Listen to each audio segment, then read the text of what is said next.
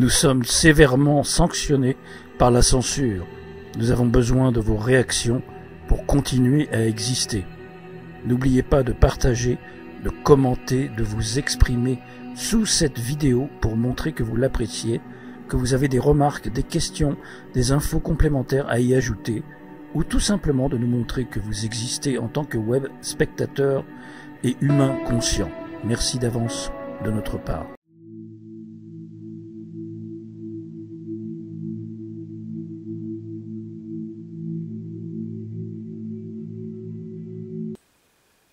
Réinventer le réel.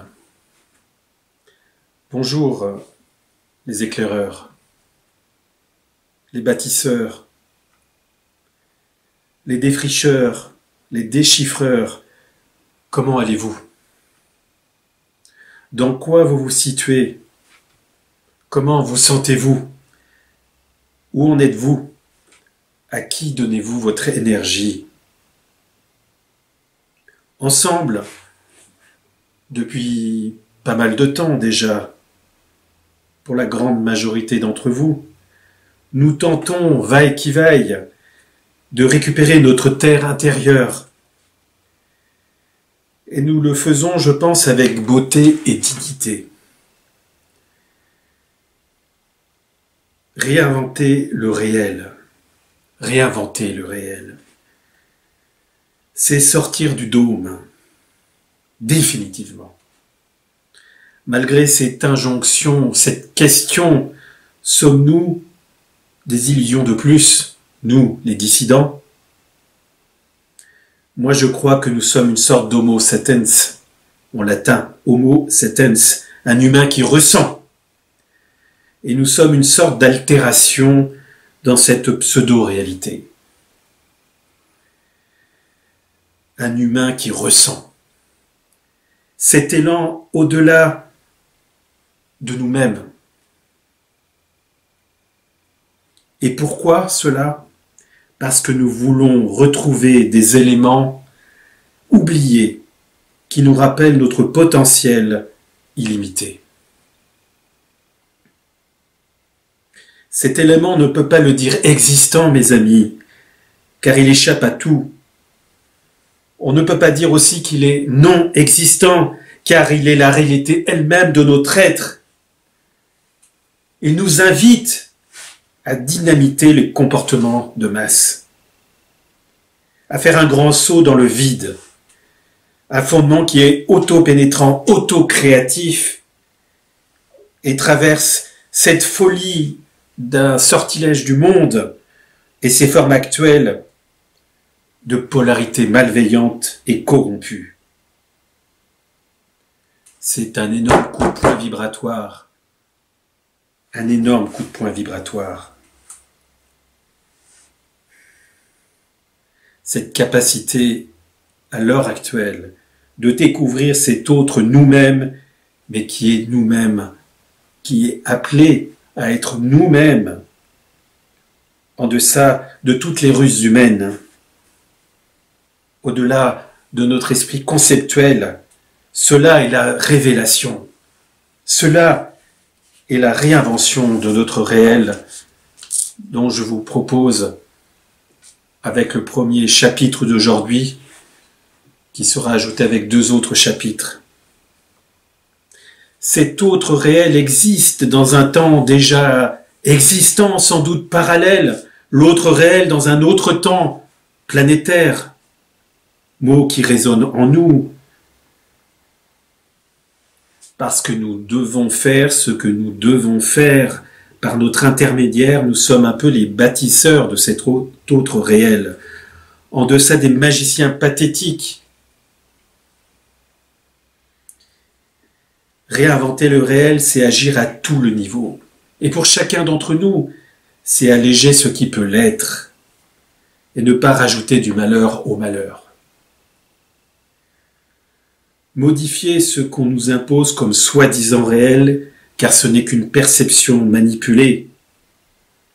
Et c'est justement en modifiant nos perceptions, qu'elles soient dans notre vie au quotidien, le sommeil et la nuit, l'après-vie et la mort, Voilà donc, mes amis, après cette petite introduction, le chapitre 1 que je vais échanger avec vous aujourd'hui, et les autres chapitres approfondiront certains éléments et peut-être des questions que vous poserez. Parce que cela me semble tellement vital pour nous affranchir un peu plus, comme un immense coup de pied dans cette fourmilière, faire avec vous des passerelles créatrices entre notre vie où nous nous agitons, où nous sommes agités comme des singes fous, entre la nuit où nous sommeillons et nous disparaissons, et l'après-vie où nous avons quitté ce corps organique. C'est vital. D'autres sont peut-être plus avancés, mais je vous invite à échanger sur ce point, de faire des passerelles entre la vie, le sommeil et l'après-vie. De fissurer le dôme, car il s'agit bien de le fissurer, à l'heure actuelle, plus que jamais, où nous sommes charriés par milliards dans le devenir perpétuel. Vous savez, cette prise de conscience que nous pousse cette époque d'agression, nous avons erré tellement dans les illusions du devenir perpétuel depuis des temps sans commencement. Sous ce dôme, savez-vous que pendant une période de 70 ans en moyenne de notre vie, nous dormons en moyenne 20 ans. Dans les 10 prochaines années, nous allons dormir 2 à 3 ans. Alors, je me pose des questions.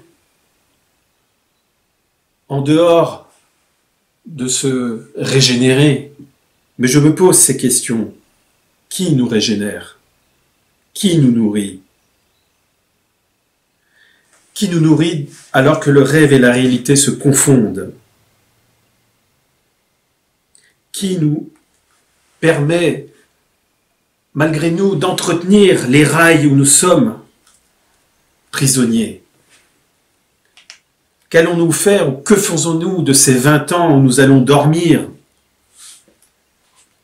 Finalement, la question fondamentale de cette vie, sommeil, et nous verrons plus tard de l'après-vie, qu'est-ce qui vient nous arracher à la conscience avec un grand C et nous recadrer dans les formes? Prisonniers du passé, nous le sommes, enfermés dans la boîte incarcérante.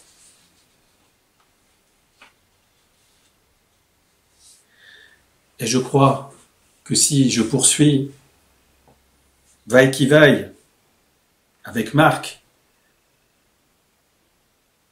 c'est aussi peut-être le temps de laisser monter autre chose, de laisser monter l'informulé, la non-réponse, la dissidence au-delà du fond du soi. Ce vide, qui n'est pas vide, mais porteur du potentiel infini d'une autre ligne du temps, qui englobe tous les éléments. Ce vide est un vide qui symbolise non pas l'absence ou le manque, mais plutôt ce qu'on est déjà au fond de notre cheminement intérieur. Enlever, enlever, enlever ce qui est en trop.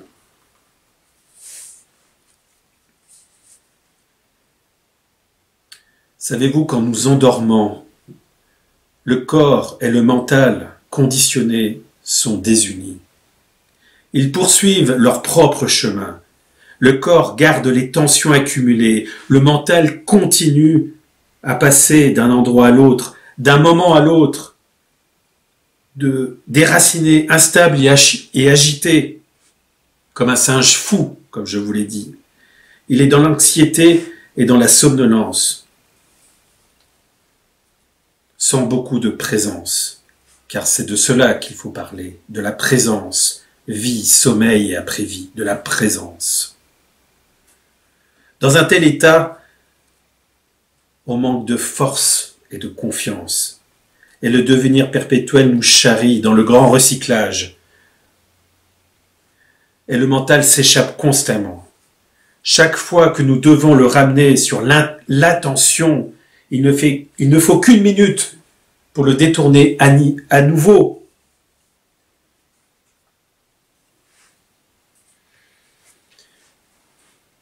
Ce que j'ai constaté, mes amis, c'est que le moi, ce moi qui a été conditionné, qui s'est construit avec les perceptions sensorielles, qui s'est construit avec des causes à effet sociales, familiales, ce moi qui vit le rêve de l'état de veille, c'est-à-dire l'état où on s'agite toute la journée, et aussi ce même moi qui vit le rêve dans l'état de sommeil. Si vous êtes toute la journée pris en conflit dans la divagation de l'esprit conceptuel, de ce mental conceptuel, il y a des chances que nous allons agir de même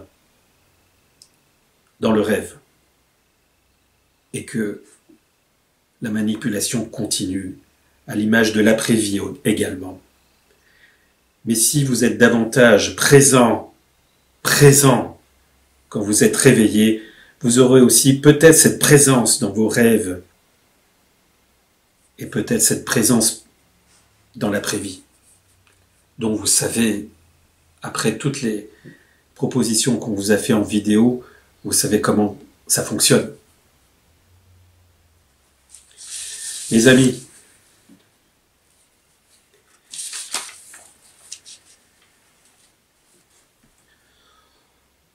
en nous endormant, il faut veiller à cette préparation, à prendre conscience des enjeux qu'il y a quand on s'endort. Mes amis, apprendre à penser différemment est la suite d'un travail acharné sur soi et d'un effort constant. Et c'est plus que jamais important, essentiel, vital, crucial, tous les mots que vous voulez employer, cela est important.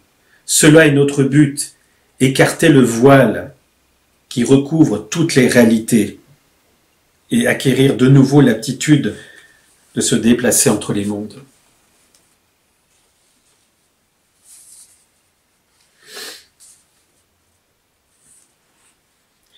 Donc, vous voyez déjà que le désencombrement de cette mémoire pernicieusement active et incessante, qui est pour moi une sorte de Parkinson mental, est une nécessité. Est une nécessité parce que, avec ce Parkinson mental, on veut attribuer un sens à une réalité qu'on nous impose et qui n'en a aucune, sauf l'assujettissement, l'asservissement. Dans cette cinémathèque de l'éternel retour, où les souvenirs ne vieillissent pas, où nous sommes ces parfaits petits soldats coupés de notre perspective suprême, sont en mission et se maintiennent dans l'illusion,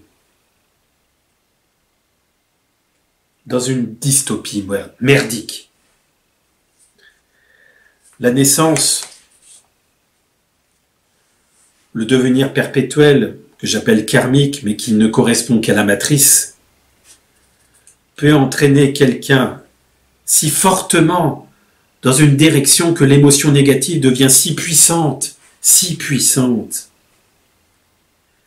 Mais ce que je pense, parce que nous sommes encore debout, malgré tout ce qu'on a connu ces 10 dernières années, je pense qu'avec de la persévérance, de la connaissance, de la compréhension de ce que le mal fait et des outils efficaces, nous pouvons reprendre petit à petit le contrôle. Le contrôle, cela veut dire que vous faites ce que vous pouvez, de ne pas rajouter du malheur au malheur, d'enlever ce qui est en trop. Car prendre connaissance déjà que notre état de veille est une réalité semblable à nos rêves, c'est petit à petit se désidentifier du dôme qui nous enferme dans une planification générale, vie après vie, mort après mort, de naissance en naissance, de veille en sommeil, de sommeil en rêve. Et à qui donne-t-on cette énergie que l'on porte? Dans quoi puise-t-on notre énergie? Que rejoint-on dans le sommeil? Que rejoint-on à la mort? Dans cette guerre sans trêve d'hallucinations, nous touchons du doigt, mes amis, la grande histoire. Et tous les milliards de films projetés sur l'écran blanc de notre conscience, cela s'appelle la perception par l'instinct. C'est la condition sine qua non de faire augmenter cette perception par l'instinct pour nous faire traverser les conditionnements que nous portons dans les rêves, dans le sommeil, dans la naissance, dans l'après-vie, pour nous faire sortir de cette boucle de temps qui se répète, casser le film, enfin, oser vivre un autre réel, en prenant des risques,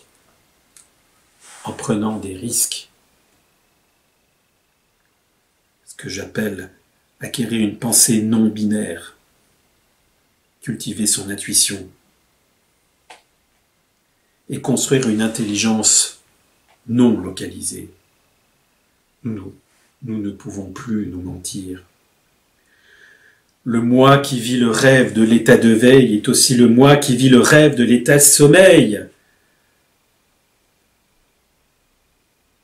Si vous êtes toute la journée en conflit dans la divagation de ce mental qui adore l'agitation, il a des chances que notre récupération de la nuit soit une récupération pour nous remettre sur les rails du devenir. Être davantage présent quand vous êtes réveillé, c'est acquérir cette présence indispensable de notre nuit et de notre après-vie.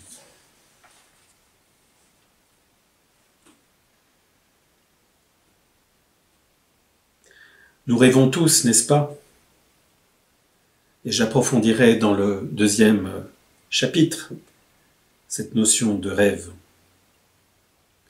Nous rêvons tous, n'est-ce pas, que nous en gardions le souvenir en nous, n'est-ce pas? Nous rêvons de notre naissance à notre mort. Chaque nuit, nous pénétrons dans un monde inconnu. Nous avons une apparence ordinaire où nous sommes quelqu'un de tout à fait différent. Nous rencontrons des gens que nous connaissons ou qui nous sont inconnus,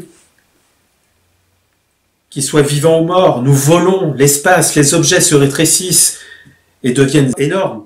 Nous volons, nous rencontrons des êtres peut-être non humains, faisons des expériences bénéfiques, rions, pleurons.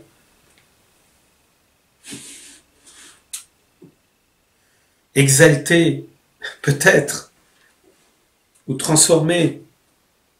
Nous accordons généralement peu d'importance à ces expériences extraordinaires d'où nous perdons le fil. Voilà qui me semble important. Beaucoup d'Occidentaux ont sur le rêve des idées nourries de théories psychologiques et s'intéressent généralement sur le contenu et leur signification. Ce que je veux pointer dans ce cheminement avec vous, c'est que la nature même de l'acte de rêver est rarement étudiée. La nature même de l'acte de rêver débouche sur les processus qui sous-tendent la totalité de notre existence.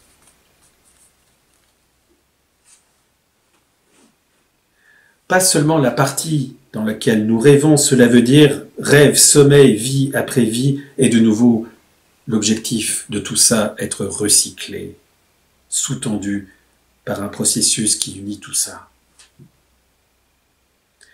Cela semble être la clé vitale pour se libérer du dôme. On pense généralement que le rêve est irréel par opposition à la réalité de notre état où nous nous agitons toute la journée. Mais rien n'est plus réel que le rêve. Cette affirmation prend tout son sens dès qu'il est compris que la vie à l'état de veille est aussi irréelle que le rêve, exactement de la même façon.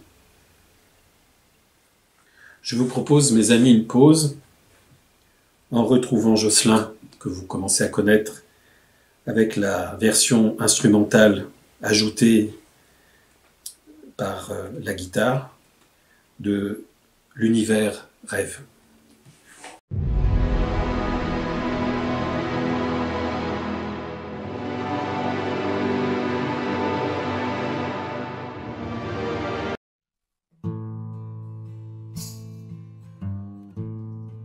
L'univers rêve dans ton sourire, mon enfant. Quand tu vas si légère dans le matin blanc, l'univers rêve dans le chant du ruisseau et le ciel d'allégresse que traverse l'oiseau. L'univers rêve quand sa prison révolue, l'humanité soudain se lève et recouvre la vue. L'univers rêve quand l'ignorant Cupide a perdu et que gît sous le glaive le dragon en lui vaincu. L'univers rêve dans ces solitudes incomprises qui aperçoivent dans leur quête la terre promise. L'univers rêve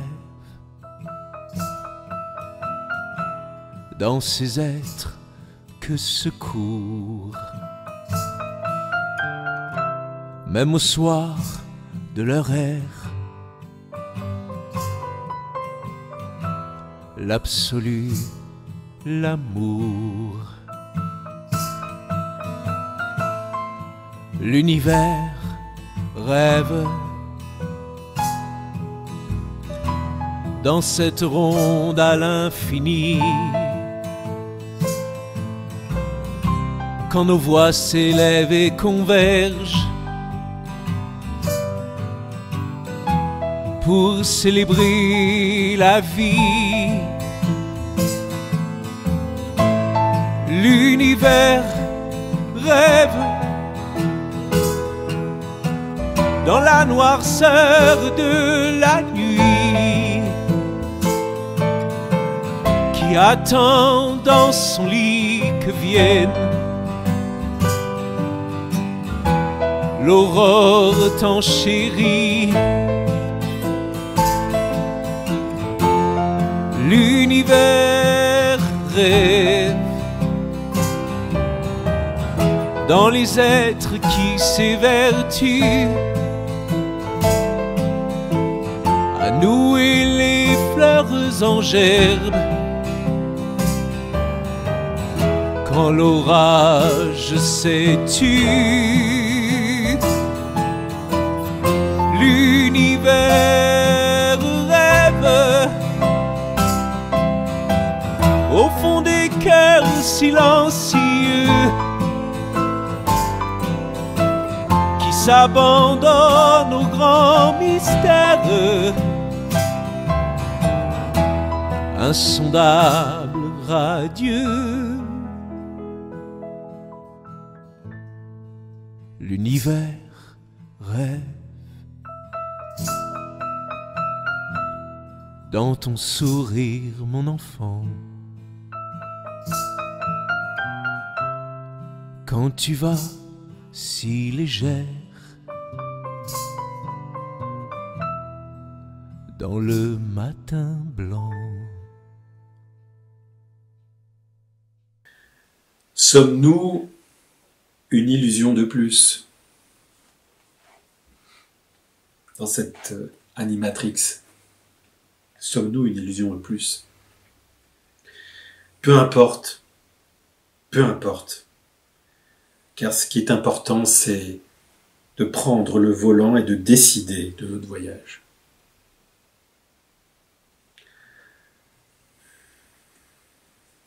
Il s'agit d'aller en deçà de ces doutes qu'on peut porter sur notre action, quel que soit le niveau de chacun. Et j'insiste, et c'est ce que je ressens, peut-être que beaucoup ne seront pas d'accord avec ce que je peux ressentir, mais j'essaie toujours d'être honnête, de partager avec vous. Mais je pense que ce que l'on vit est une sorte de répétition de déjà-vu, et qu'à ce moment-là, la seule réponse, quand tout se remet en cause,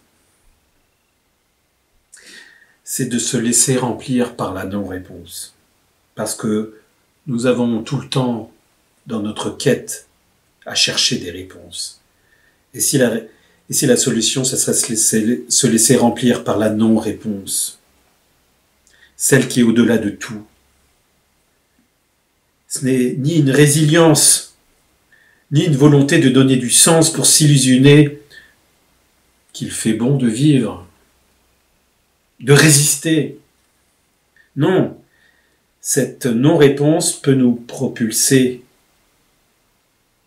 en dehors de notre zone de confort. C'est la seule qui peut nous apporter un silence qui ne soit pas issu du mental, mais qui soit issu d'autre chose. Déjà, avec cette base, nous pouvons peut-être appréhender le fond du scénario. Je reparle aujourd'hui, et je le répéterai encore dans les autres chapitres, que le cycle de 24 heures, le cycle du sommeil et du réveil, le processus de la mort suivent le même déroulement. Lorsque nous nous identifions à notre lassitude, notre fatigue, c'est comme si notre état de conscience était masqué.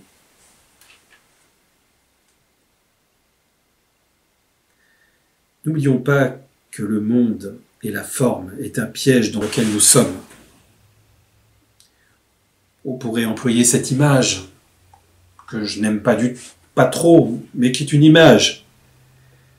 Les nuages ne masquent jamais vraiment la lumière du soleil, ils cachent seulement le soleil à celui qui le regarde. Nous sommes fabriqués, modifiés, pour ne plus voir ce qui est essentiel. Ces nuages cachent le soleil à celui qui le regarde. Le processus de la mort est parallèle à celui de l'endormissement. Tout d'abord, lorsque les éléments du corps commencent à se désintégrer, les expériences sensorielles se dissolvent, et comme le passage du sommeil au rêve,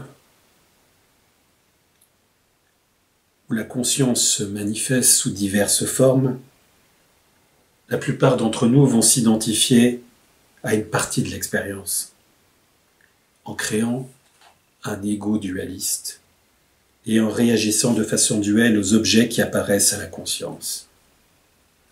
Il y a identification avec un moi conventionnel illusoire, sans le corps, et entre en relation duelle avec les projections de notre propre monde, manipulé, que ce soit dans le sommeil ou l'après-vie. Et nous sommes de nouveau dans le piège.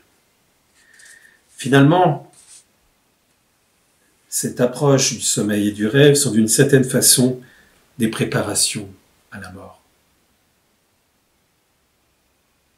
Et à la sortie du recyclage. La mort est un carrefour. Ce qui va se passer dépend de notre approche par rapport à notre vie et notre rêve et notre sommeil, de la stabilité, d'une certaine pratique, de notre motivation, la motivation. Regardez un arbre qui pousse sur une pente, va s'adapter à cette pente et garder sa nature d'arbre. Nous sommes des arbres qui marchent. Mais attention aux obstacles, mes amis. Je crois que je ne vais pas vous surprendre, mais les obstacles qui sont mis à travers notre route sont toujours les mêmes. Obstacles éternels à tous, entre guillemets, les marcheurs intérieurs.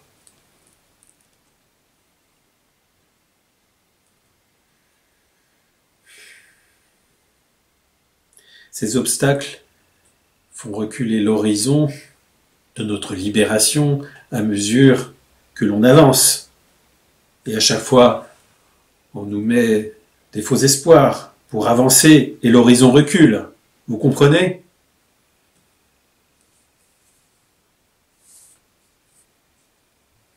Alors nous devons être inspirants.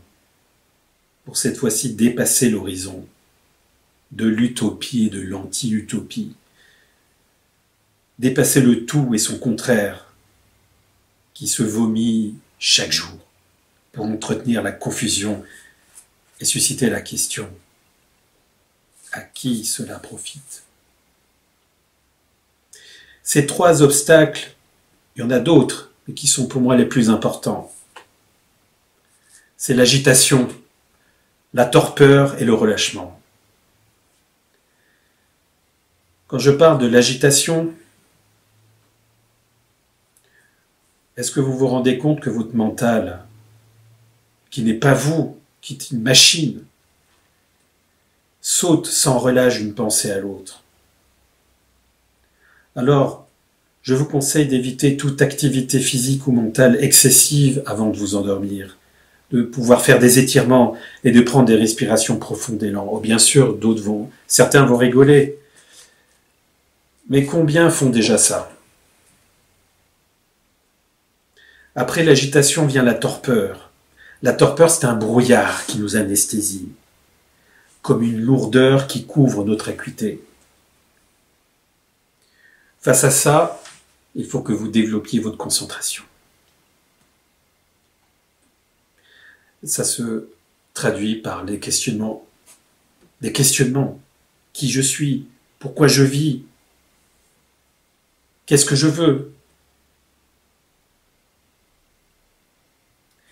Et le troisième point, c'est le relâchement.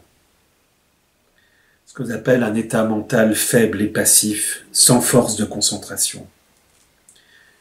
Je vous conseille, à travers ce relâchement, de renforcer votre motivation. Pourquoi vivez-vous?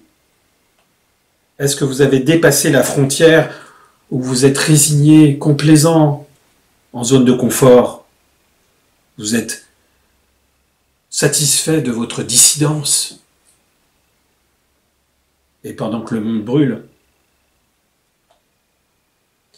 il y a cette motivation radicale, extrême, la posture, et toujours cette attention, c'est-à-dire de pouvoir renouer avec ce contact sensoriel avec les choses, avant que votre mental les utilise en interprétant des choses.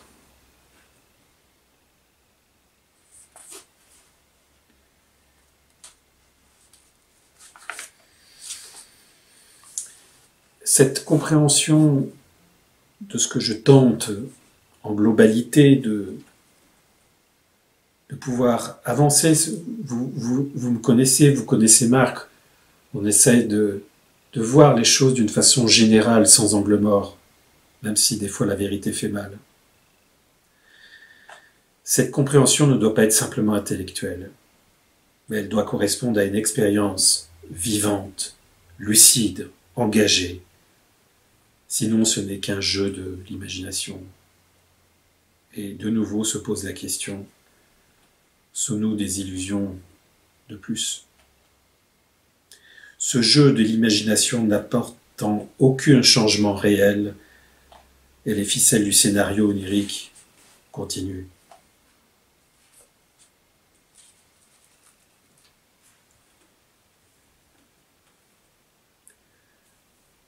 Nous continuons, mes amis.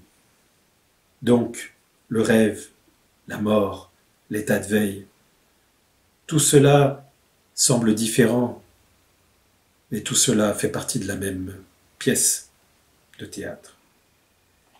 Et tout le travail intérieur est fractal. La présence que nous stabilisons se manifeste dans nos comportements naturellement, et cela apparaît dans les rêves. Des rêves plus affinés et conscients, pas des rêves où l'on subit.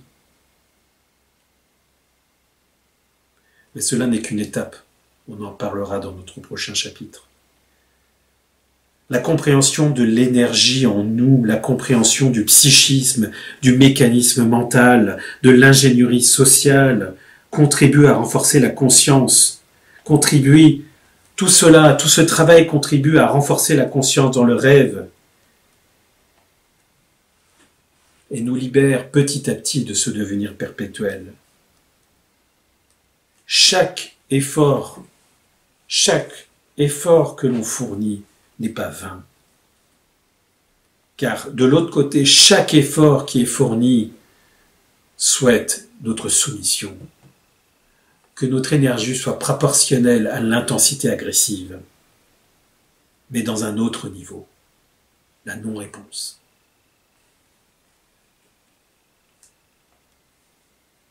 Ce que je veux dire, de même que la lucidité et la présence que nous tentons de vivre chaque jour, vaille qui vaille, s'introduisent dans nos rêves, et l'état de rêve, avec un peu plus de lucidité et de présence, s'introduisent dans la mort.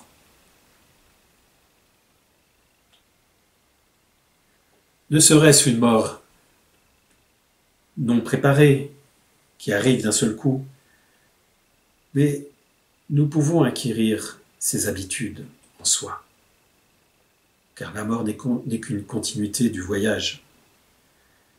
Sauf que la caricature du devenir, du transhumanisme, de l'utilisation de notre transcendance et tout ça, c'est à ça qu'il faut dire stop. Nous n'avons pas besoin de béquilles. Mort, veille, rêve, forment un même tout.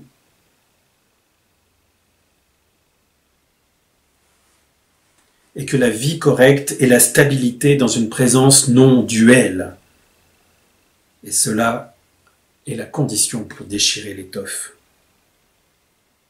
Cela dépend de notre réponse dans l'état de veille chaque jour, où nous nous agitons de moins en moins.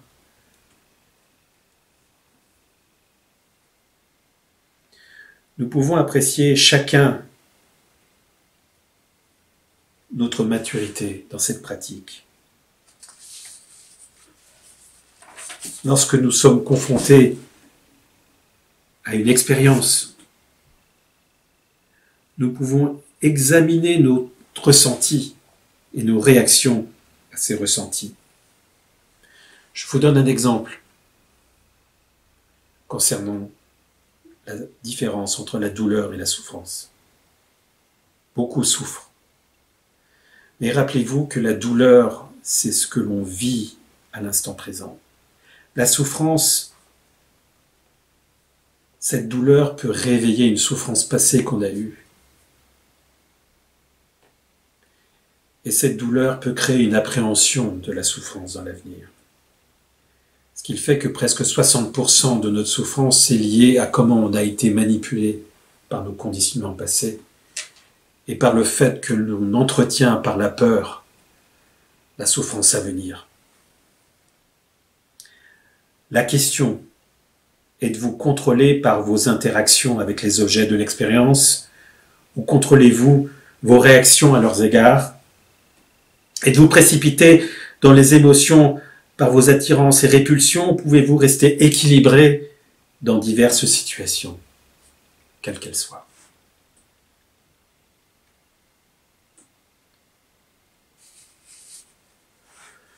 En attendant, nous continuons à nous rêver et à rêver notre vie, dans le sommeil autant qu'à l'état de veille,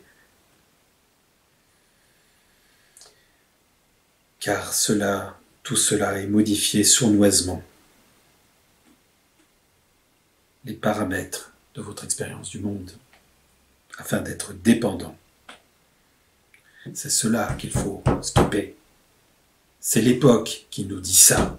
C'est ce soi ou ce non-soi, peu importe, ce n'est qu'une image qui vous dit, qui se révolte.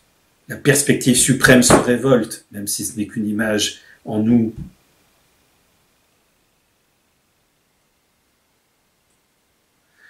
Je vous propose de faire une petite pause musicale, mes amis, et de vous proposer un extrait de quelqu'un que j'aime beaucoup, qui est parti il y a 1 an maintenant, je crois.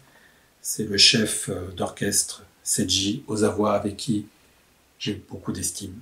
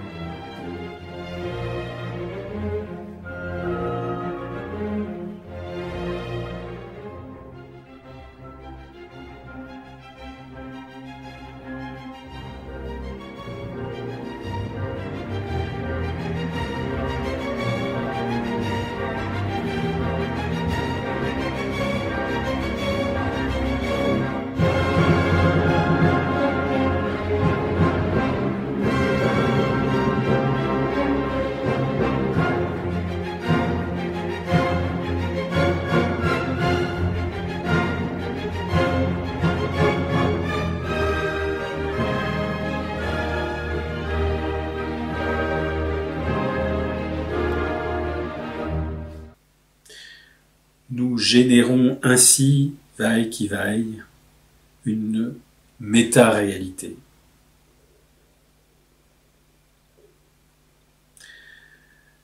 De l'étoffe du méta-humain et non du transhumanisme. Et j'insiste, notre sauvegarde et notre capacité à trouver la transcendance dans notre corps biologique et comment nous sommes constitués. En dehors de toutes les manipulations, il se passe au fond de nous quelque chose qui est de l'ordre de la perspective suprême. Nous sommes faits comme ça. Rappelez-vous, quel que soit le terrain, l'arbre est résilient, essaye de pousser droit avec sa vraie nature. La recherche du réel non falsifié où respire la grande métaphysique, malgré les déviances de l'histoire que l'on nous raconte. Pour moi, c'est la plus noble des occupations. C'est la plus noble des occupations. Car pour moi, c'est beaucoup plus important que faire des enfants ou le travail actuellement. Toutes les valeurs doivent s'effondrer pour rebâtir autre chose. Bien sûr, je sais que vous faites ce que vous pouvez, je fais ce que je peux, mon ami Marc fait ce qu'il peut. Chacun à sa manière doit alléger ce qui peut l'être. Car vous ne trouvez pas que c'est une vraie joie de lutter contre ce qui est pourri et laid? Vous ne trouvez pas? Et comme le fait un chef d'orchestre comme Seiji Ozawa, de réunir les énergies saines, dignes et debout, ça c'est notre rôle. Voilà notre rôle. Nous sommes appelés à ébranler les fondements d'une vision fausse, 3D, et mensongère, et naïve de l'univers. Une tromperie qui abuse de nos sens, où les dés sont pipés. Cette caverne matricielle qui voile le réel et le recouvre du tissu d'un monde falsifié, corrompu, mafieux.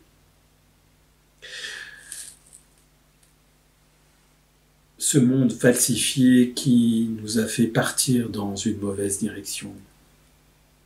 Sillon de plus en plus creusé où la lumière artificielle est traître nous paraît libératrice parce que c'est la seule que l'on peut voir. Jusqu'où l'humain descendra-t-il?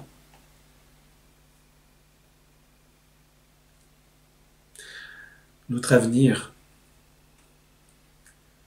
qui n'est qu'un présent élargi, dépend de la révélation, entre guillemets, de la vérité sur notre monde. En enlevant ce qui est en trop et se mettre à poil. C'est notre direction première, n'est-ce pas? Trouver la réponse absolue à tout prix. Retrouver enfin la force conscience sans les oripeaux crasseux et malveillants qui la tordent. Oui, une certaine mémoire cellulaire, c'est en nous.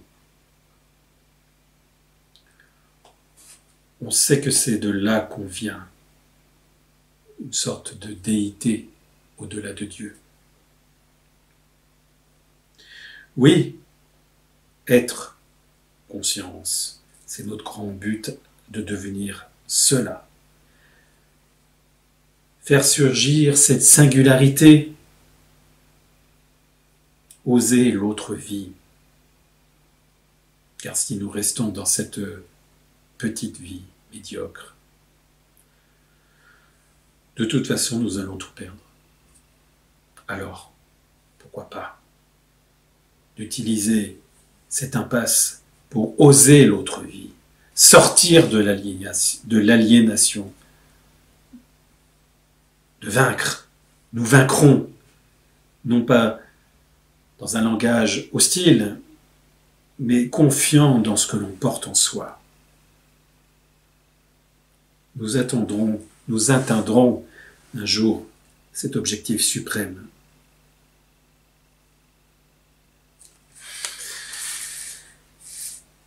Relier le mental, le corps et la sensation est une des choses les plus importantes que nous pouvons faire pour reprendre le contrôle. Car ces trois parties sont manipulées, conditionnées, polluées magnétiquement, génétiquement. Nous devons récupérer notre mental comme juste un outil de connaissance. Nous devons reprendre possession de notre corps comme on peut. Et la sensation des choses, une sensation intuitive. Rappelons-nous, au moment de la mort, quand on maintient la présence à ce moment-là, tout est très différent. Maintenir la présence est réellement l'essence d'une sorte de pratique du transfert de conscience. Envoyer le mental sans forme, le mental sans forme directement dans le pur espace de cette conscience, on ne subira pas ainsi la turbulence de la distraction de l'expérience post-mortem. Si nous n'avons pas la capacité de rester dans la pure présence, on en parlera, on approfondira ça.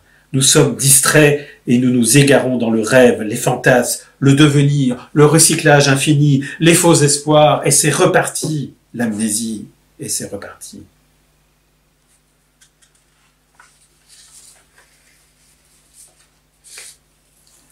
Avant de vous proposer l'exercice que j'avais proposé à Marc lors d'un entretien et qui est lu par notre ami Mab, peu après cette fin de premier chapitre, rappelez-vous de ceci.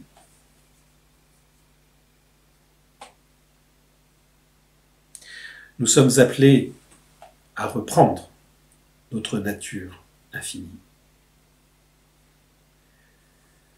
Perdre ce sens de la séparation auquel nous sommes identifiés, dans le piège duquel nous sommes tombés, nous sommes appelés à cet accomplissement, cette fameuse déité au-delà de Dieu qui est une conscience non duelle.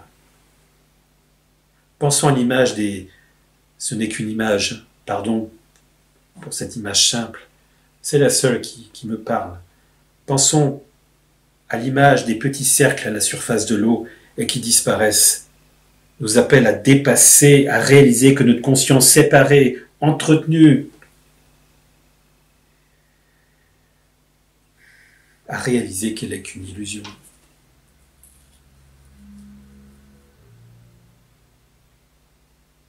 Revenir à l'infini de la non-dualité, de la non-séparation.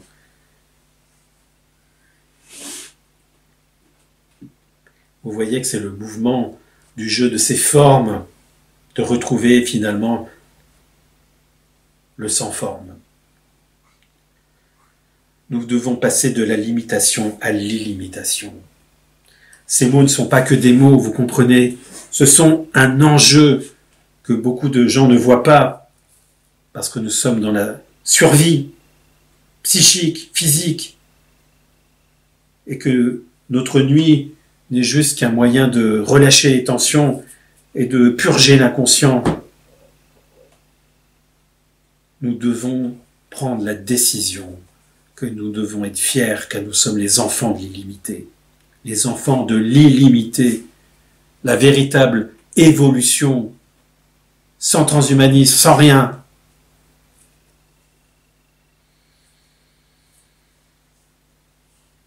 C'est notre perspective suprême, métaphysique. Je vous souhaite, d'ici le deuxième chapitre qui viendra, où on approfondira, où je vous proposerai d'approfondir certaines choses, je vous souhaite le meilleur, de ne pas rajouter du malheur au malheur, d'alléger ce qui peut l'être, de faire ce que vous pouvez, sans complaisance, sans relâchement, sans torpeur. À la prochaine fois, mes amis.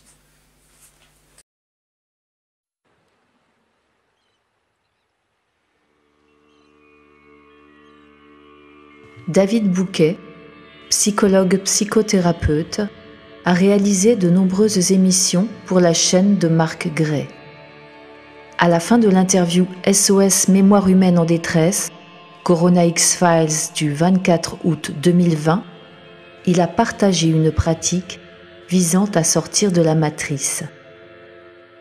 Cet audio-vidéo est une contribution qui reprend avec son accord les différentes étapes de sa pratique afin de vous aider à la mettre en œuvre si le cœur vous en dit.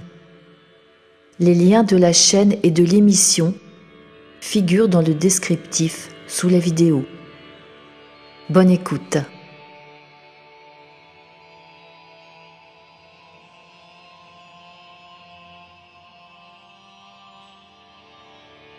Pour entretenir la division et mieux régner, le système cherche à tout prix à m'imposer le jeu du bien et du mal. Pour cela, il provoque en moi une crispation permanente, une crispation qu'il entretient au quotidien pour que je m'y adapte et finisse par croire que ma nature est de souffrir, pour me faire croire que je suis ma personnalité douloureuse qui joue à la vie. Mais en réalité, ma vraie nature, c'est un état de tranquillité, de neutralité et de liberté totale. Un état dans lequel je me laisse juste traverser par la vie. La liberté n'a rien à voir avec ce que je gagne, ce que je conserve, ni même la vie que je mène. La liberté, c'est d'avoir la faculté, quelles que soient les circonstances, de me reconnecter au soi profond. Et le soi profond va bien au-delà de mon identité, car il est lié à l'infini que je suis.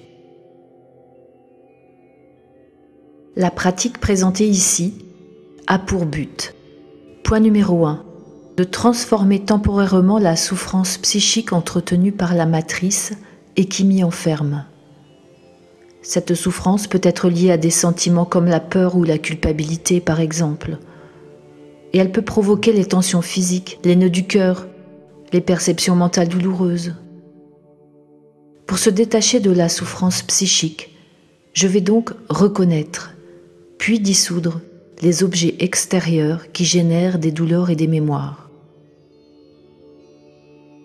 Point numéro 2. Prendre conscience que j'ai le pouvoir d'intervenir dans tout ce jeu matriciel grâce à la puissance de ma force d'intention. Point numéro 3. Transformer cette force d'intention elle-même en la dissolvant dans un espace vide. Ce dernier point est aussi une préparation pour libérer mon âme au moment de la décorporation qui suit la mort physique et éviter ainsi toute tentative de récupération prédatrice, puis de recyclage-réincarnation forcée dans la matrice. Je peux pratiquer cet exercice plus ou moins longtemps et à tout instant de la journée, lorsque je me sens traversée par une douleur, une mémoire ou une émotion difficile. Mais il sera particulièrement bénéfique au moment du coucher. En effet, sur 70 ans de vie, 25 sont consacrés à dormir. Mais lorsque je m'endors sur mes crispations, comme c'est souvent le cas, je continue à nourrir la matrice pendant mon sommeil. En prenant l'habitude de diriger ainsi le départ de mon sommeil, je m'offre la possibilité d'inverser cet état. Contrairement à la technique du rêve lucide, qui produit certes une liberté, mais très éphémère, ce qui est visé ici, c'est la libération définitive de mes attachements.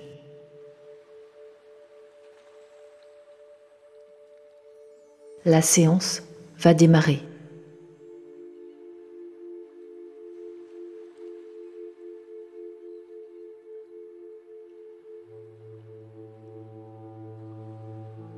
Je m'installe dans la posture de mon choix. je m'accorde un moment de disponibilité pour tout quitter momentanément.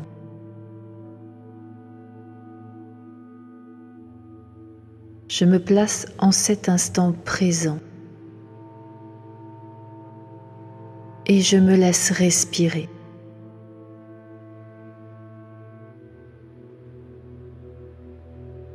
Je me laisse respirer amplement.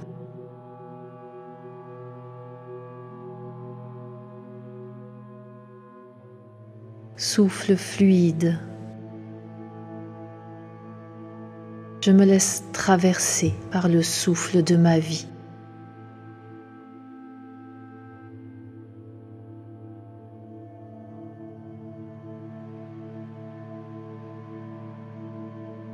À présent, avec ma force d'intention, j'imagine la lumière la plus intense qui soit. Il s'agit d'une lumière non pas extérieure, mais d'une lumière intentionnelle que je crée moi-même, que je fais naître depuis mon intériorité. Et je projette cette lumière devant moi.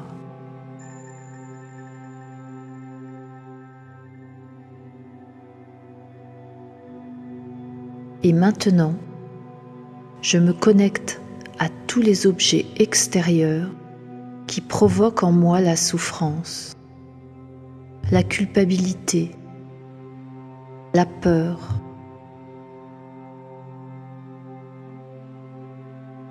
Il peut s'agir de simples objets, mais aussi de personnes, de relations, de situations, de scènes de ma vie,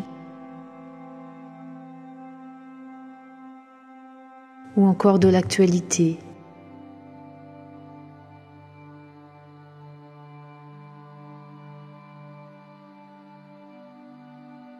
Je me connecte à tout ce qui est source de douleur dans mon environnement.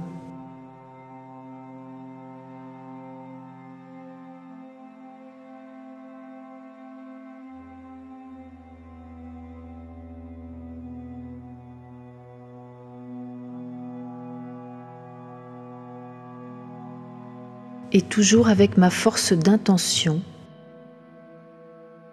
je commence à mettre un à un ces objets dans cet espace de lumière.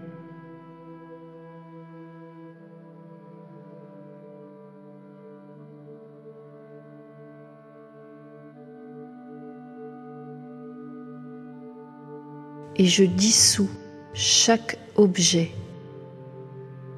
dans la lumière.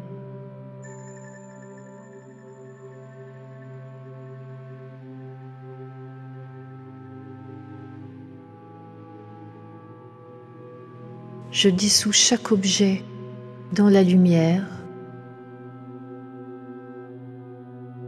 jusqu'à ce qu'il n'y ait plus rien.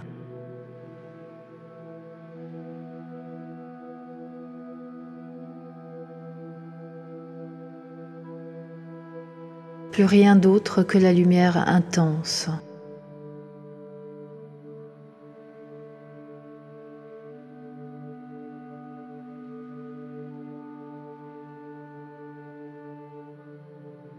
Je prends le temps nécessaire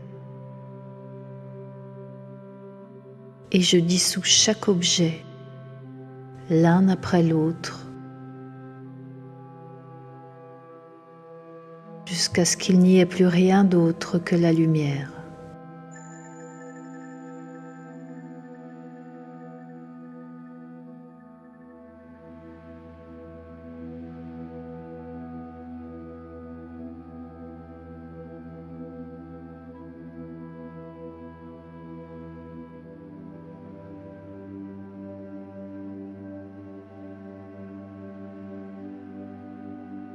À présent, j'absorbe toute cette lumière à l'intérieur de mon corps.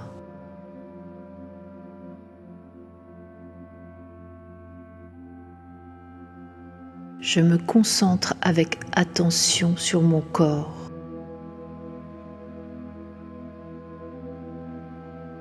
Je ressens mon corps dans sa totalité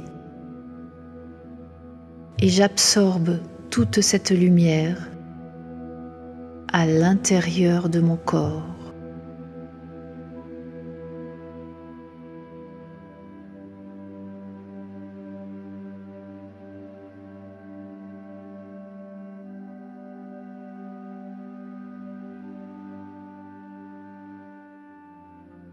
J'absorbe toute cette lumière.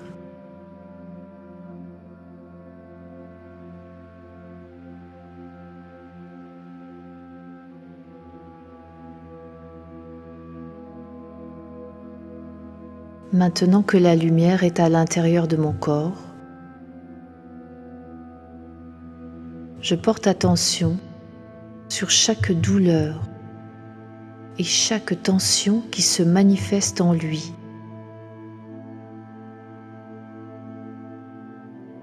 Et je laisse tout le reste de côté.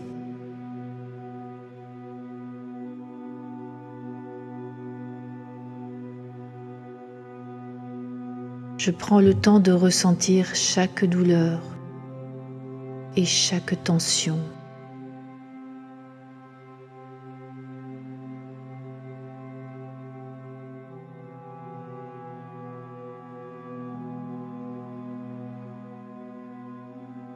Et à présent, j'absorbe chaque douleur et chaque tension dans cette lumière que j'ai mise dans mon corps.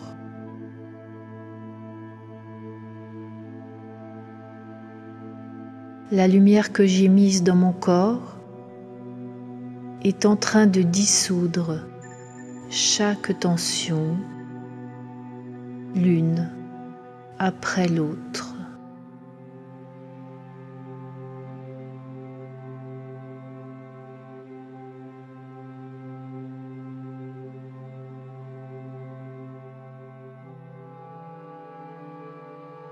Je prends bien le temps de tout dissoudre en utilisant ma force d'intention créatrice de toute cette lumière.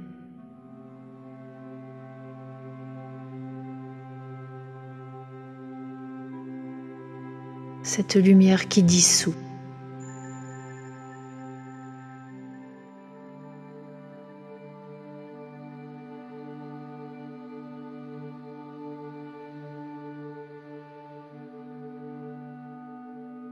Je peux maintenant prendre conscience de l'apaisement de mon corps.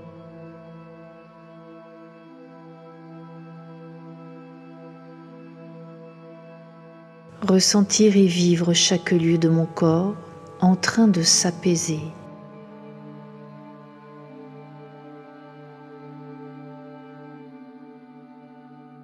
Et je ressens physiquement cet apaisement.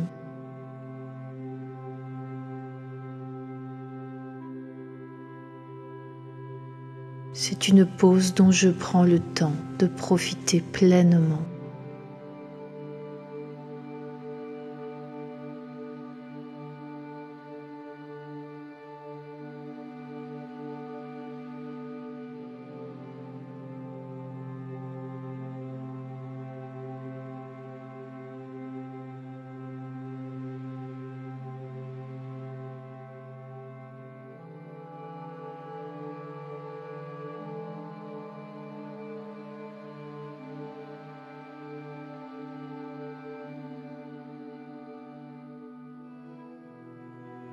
Et une fois cet apaisement ressenti, toujours avec cette lumière, je vais commencer peu à peu à dissoudre mon corps.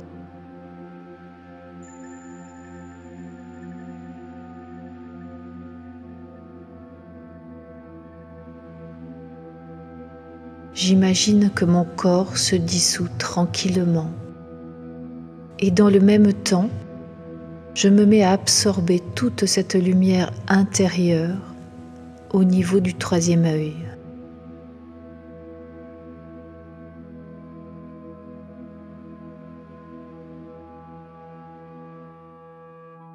Plus mon corps se dissout, plus il est absorbé au niveau du troisième œil.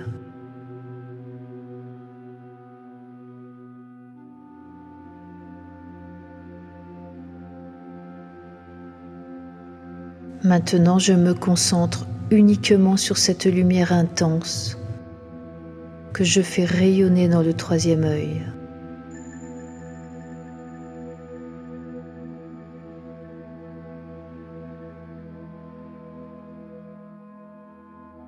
Cette lumière n'est que la projection de mon intention. C'est la force de mon intention. Mais ce n'est pas encore ma libération. La libération, le grand passage, c'est le moment où je me mets à dissoudre cette lumière elle-même. Pour cela, j'imagine, je projette un espace infini.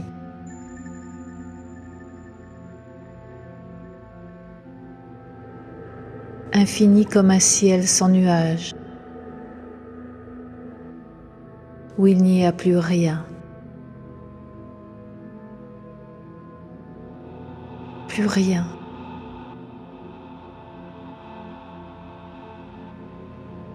Rien.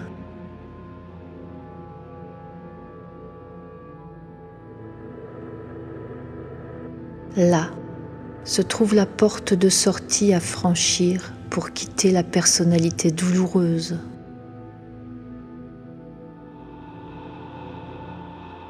C'est le fameux vortex dans lequel je peux m'engouffrer pour sortir de l'astral.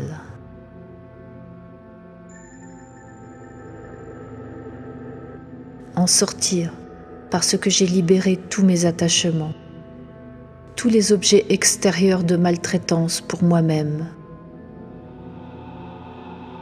mais aussi toutes les capacités projectives de vouloir faire du bien, du mal ou quoi que ce soit d'autre.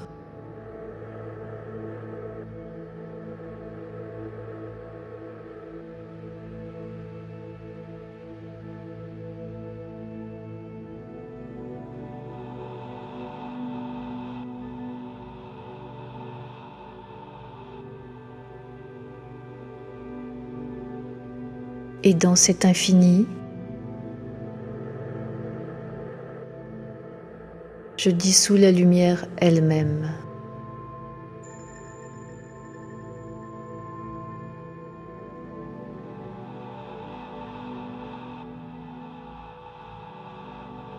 Je dissous totalement la lumière.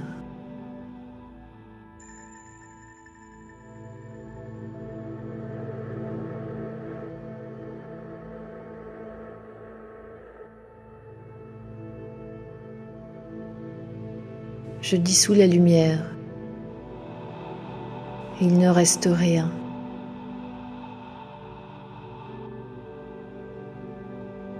Rien.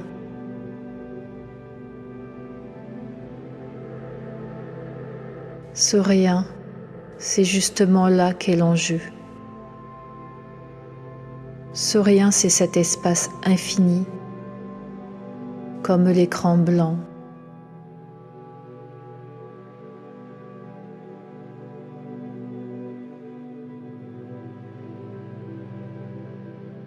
Comme la mer est la source de toutes les vagues.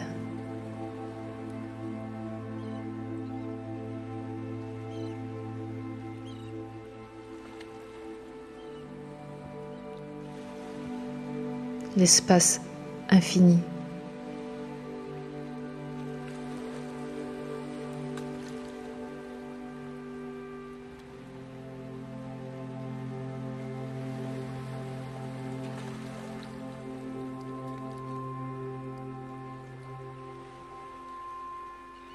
Je suis cet espace infini de tous les possibles.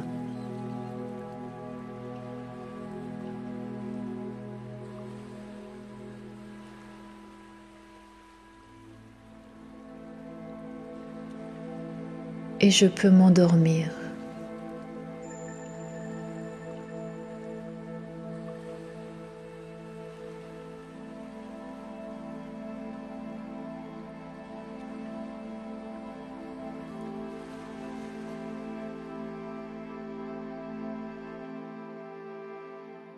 Si je peux m'endormir avec l'espace infini, alors ma nuit sera différente et reposée. Comme dit précédemment, ce travail de désengagement temporaire me permettra momentanément de ne plus nourrir la matrice. Parce que j'aurai décidé en amont de ne plus donner force à ce système. Le matin, au réveil, et même si c'est parfois difficile de se lever dans la réalité apparente de ce monde, je pourrais me dire simplement que tout ce qui est devant moi n'est au final qu'illusion. Et ainsi je déploierai mon pouvoir de reprendre la maîtrise de cette illusion, grâce à ma capacité d'intention et de projection pour créer qui j'ai envie d'être.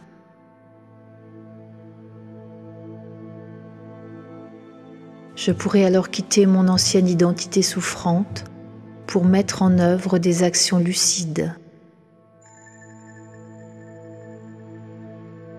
Rappelons qu'il s'agit en même temps d'un travail préparatoire du moment de la mort physique, un entraînement pour cesser de se projeter et pour se dissoudre dans le sans-forme. Se dissoudre dans le sans-forme en ayant au préalable lâché tout ce à quoi je suis attaché. Je prends bien conscience que le sans-forme n'est pas l'ennemi du vide. La liberté qu'il confère n'est pas angoissante, même si c'est ce que le système aimerait nous faire croire. Au contraire, ouvrir le passage vers le sans-forme me permet justement de plonger dans ma nature profonde, qui est liberté. Cet exercice résume la vie. La finalité, c'est de me réapproprier mon centre intégrateur. Mon centre intégrateur, c'est le moteur qui propulse ma force intérieure créatrice de toute éternité. Et ceci n'est possible que lorsque je comprends l'inutilité de l'angoisse face à la peur inculquée du vide. Ce passage de lâcher prise au sens réel du terme est un nouvel état. Dans ce nouvel état, au moment où je dissous cette lumière, je ne suis plus ma personnalité douloureuse. Je ne suis plus de la simple matière. Je ne suis plus ce corps qui véhicule de vie en vie le fardeau de ses multiples traumatismes. Je suis liberté créatrice au-delà de la forme.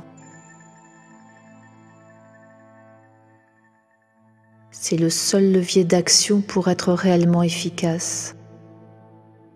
Alors seulement, je ne nourris plus cette dualité, mais autre chose qui va au-delà du bien et du mal. Les amoureux du pouvoir matriciel maîtrisent certes l'occulte, mais ils sont incapables de maîtriser cela. Quand je suis au service d'autre chose que ces maîtres de l'imposture, je deviens très puissant, y compris dans mon action sur le monde. Car je me réapproprie de façon autonome et consciente, non seulement ma matière, mais également toute la métaphysique qui la sous-tend et qui correspond à mon précieux héritage humain, cet héritage qui m'a été dérobé et que je reprends désormais.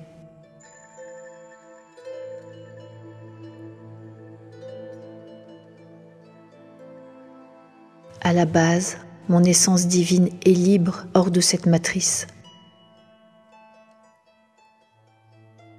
Je n'ai pas à gagner ma liberté. Elle est inconditionnelle. En revanche, j'ai à défendre ma dignité debout et jusqu'au bout.